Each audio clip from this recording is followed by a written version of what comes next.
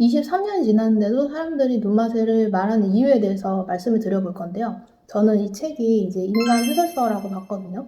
근 20년 만에 제독이고 정말 제 취향에 꼭 맞는 책이라서 여러분에게도 인생책이 되었으면 하는 바람으로 영상을 찍게 되었습니다.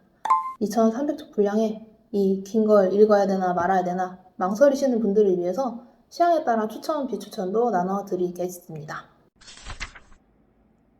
눈맛의 종족은 넷이 나옵니다. 인간, 레콘, 도깨비, 나가. 남쪽에 있는 나가 종족과 북쪽의 인간, 레콘, 도깨비 연합이 전쟁한 내용이라고 보시면 될 것 같습니다.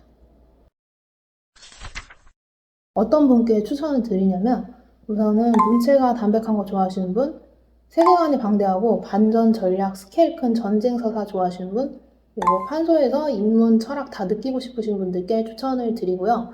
비추천 같은 경우에는 너무 딥한 인간 해석이 싫은 분들, 그리고 반지의 제왕이 노잼이었다 하면은 좀 재미없을 수도 있습니다. 그리고 로맨스가 없으면 보기 힘드신 분들도 좀 피해 주시는 게 좋아요. 왜냐면은 살짝 있긴 한데 많이 들어있진 않습니다.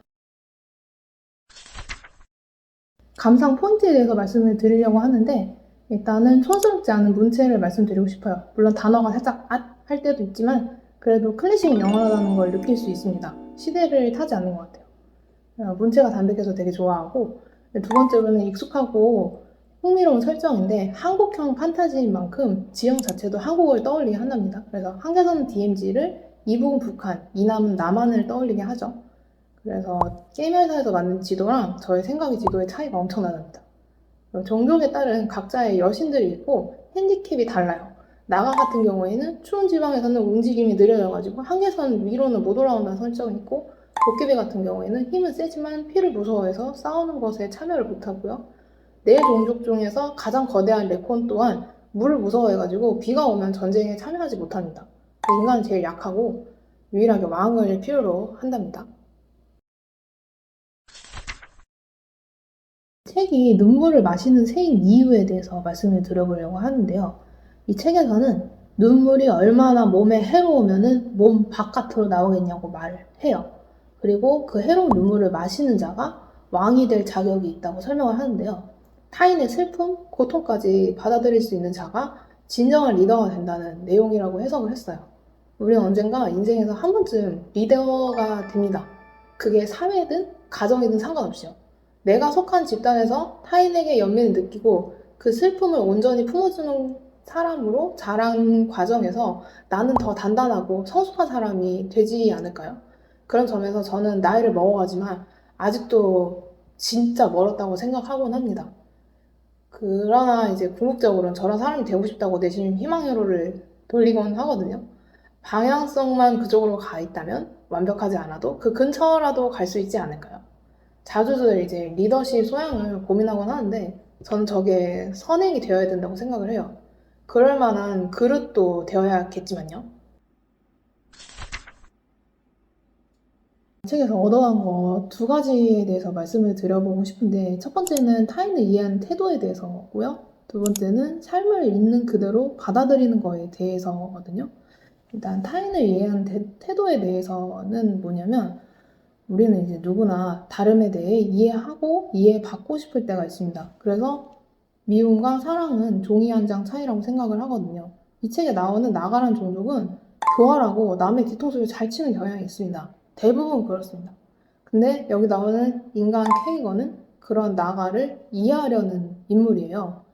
그러나 이 순수한 마음 때문에 결국엔 통수를 받고 그 나가들에게 와이프가 뜯어 먹혀가지고 그 증오를 열려 삼아가지고 이제 나가를 죽이고 먹습니다.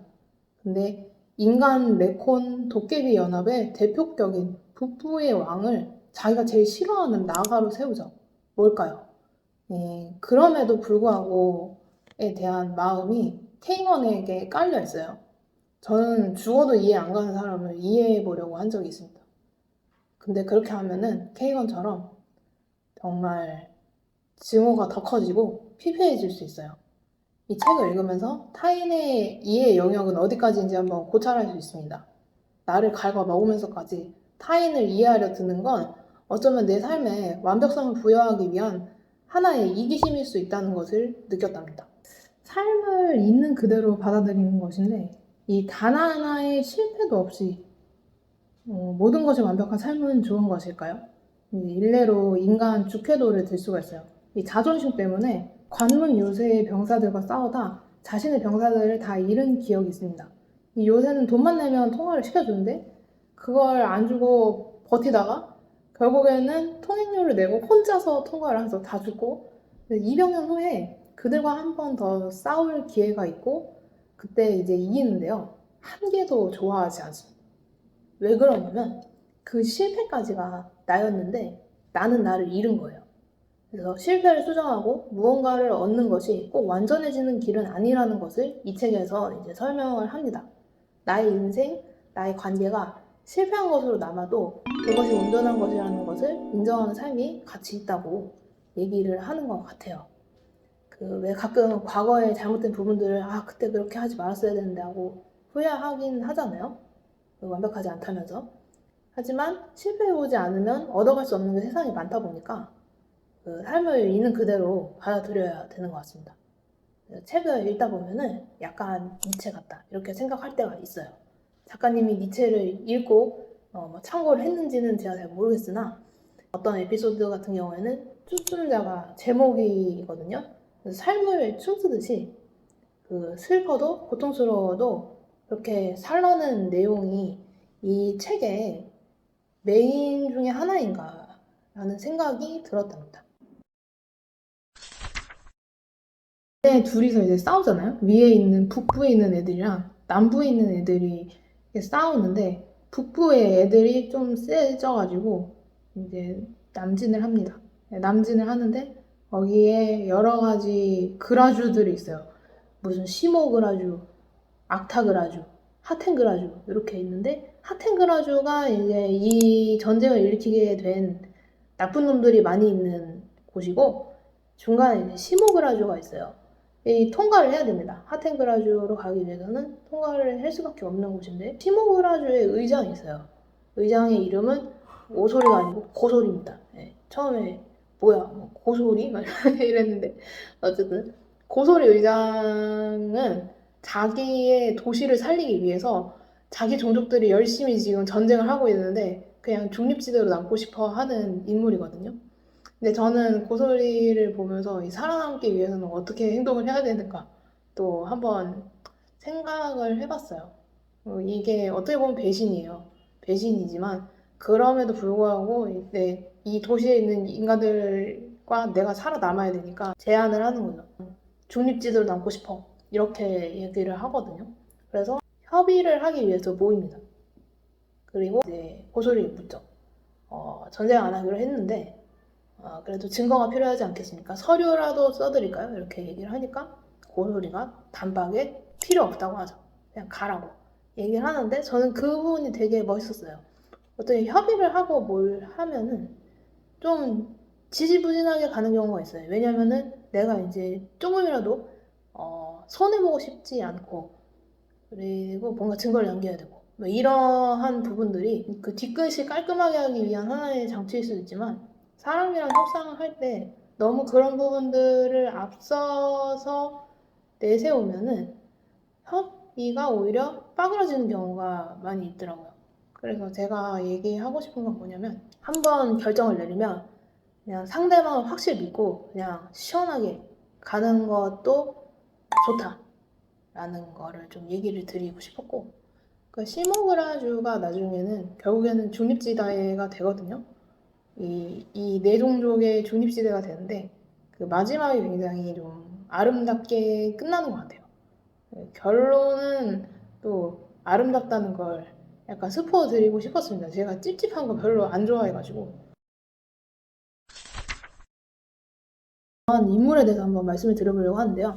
저는 사모페이를 되게 좋아하거든요. 사모페이를 좋아하는 이유는 마음이 따뜻하기 때문입니다. 그리고 책임감도 엄청나요.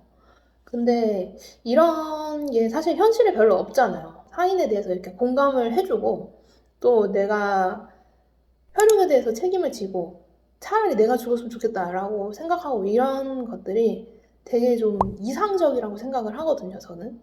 이렇게 좀 각박한 세상 속에서 이렇게 마음이 따뜻하고 리더십도 있는 사람을 보는 게 쉽지가 않은 일이라고 생각을 해요. 그래서 학생 때에도 사모페이를 굉장히 좋아했었답니다.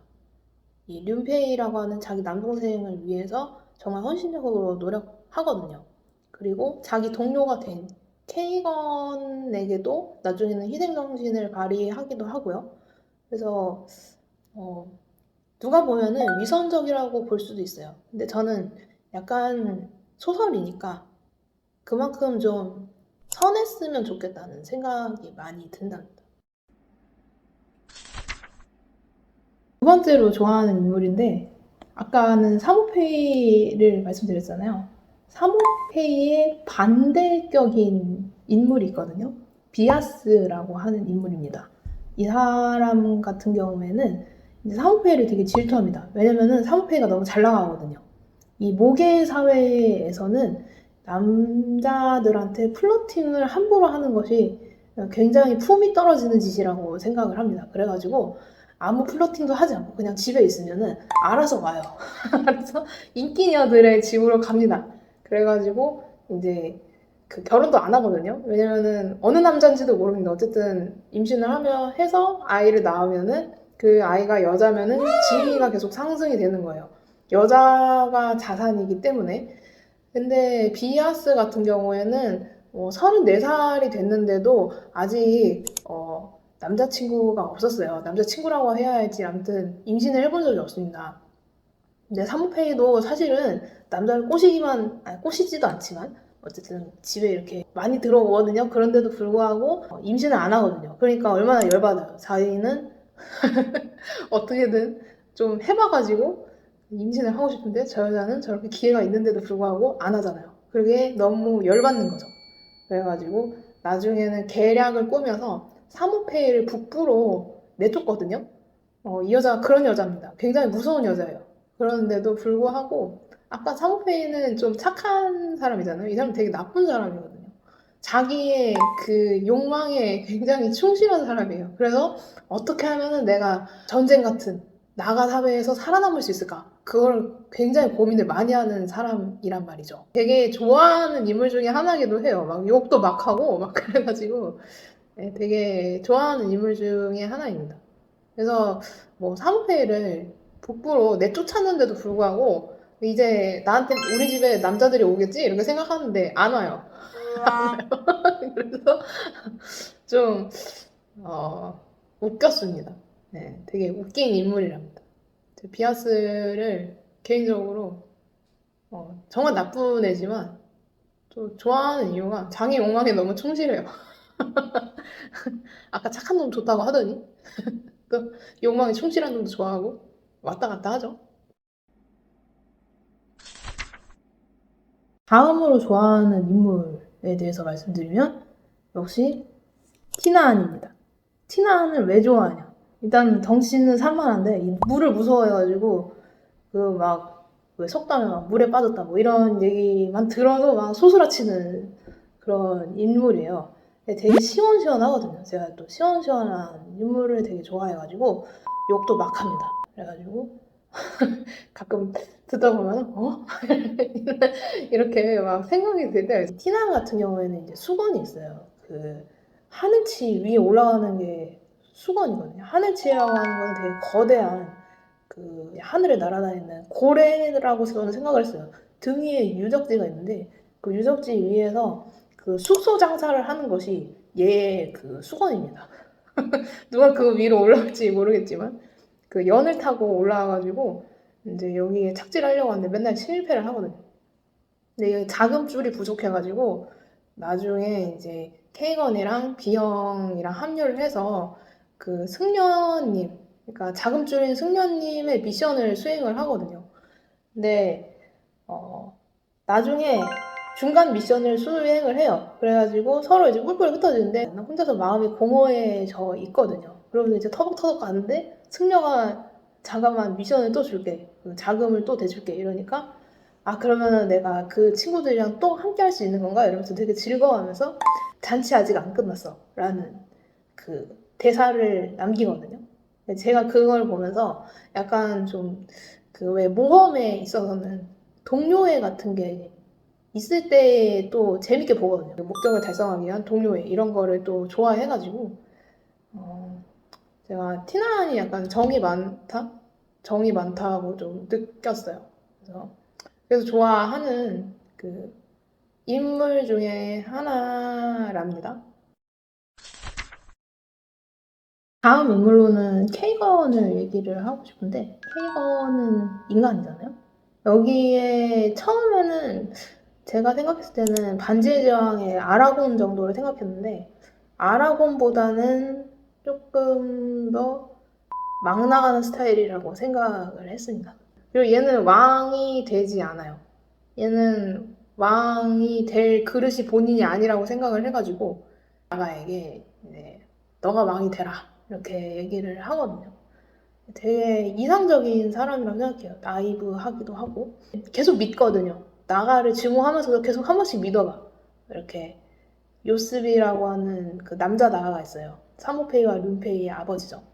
그가 이제 죽어가는 이 케이건에게 팔을 잘라가지고 재생이 되거든요. 그러다 보니까 팔을 잘라가지고 얘를 먹여요. 감동을 받은 거예요. 네 팔을 잘라서 나한테 먹이다니. 나는 너를 너무 좋아해. 넌 나가가 아니고 나의 친구야. 뭐 이러면서 혼자서 되게 감동을 받는 인물이랍니다. 되게 쉬운 친구예요. 사실 생각해보면. 쉬워.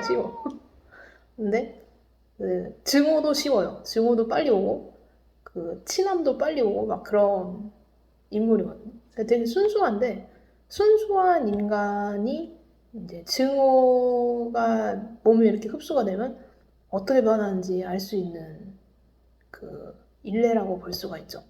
예전에 읽었을 때는 케이건이 멋있다라고 생각을 했는데 이제 한 20년 지나서 읽으니까 불쌍하더라고요.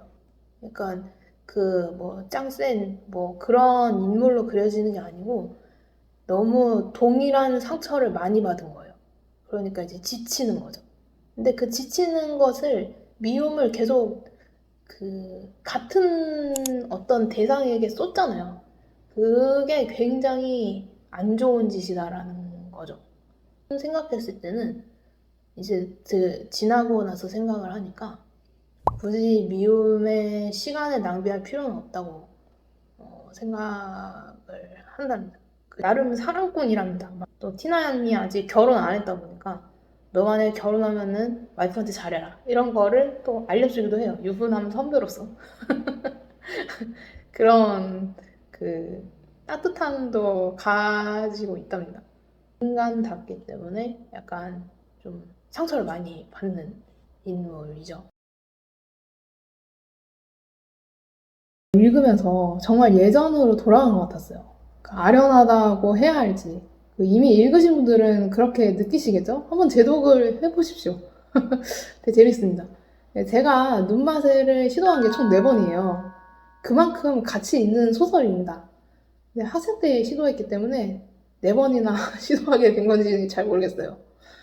판소라 좀 가볍게 느끼실 수도 있지만 삶의 의문이 가득한 어른에게 더 와닿는 소설이랍니다. 다음 달에는 아마 차라투스트라는 이렇게 말했다와 모옌의 개구리를 읽지 않을까 싶거든요. 개구리가 1년 반 동안 제 회사 책상에서 잠들어 있어가지고 이번에 읽어야 될 것 같아요. 네, 여름입니다. 이른 여름 휴가를 계획 중에 있답니다. 다들 즐거운 6월 되시고 영상이 재미있으셨다면 다음 주에도 함께 해주셨으면 좋겠습니다. 안녕.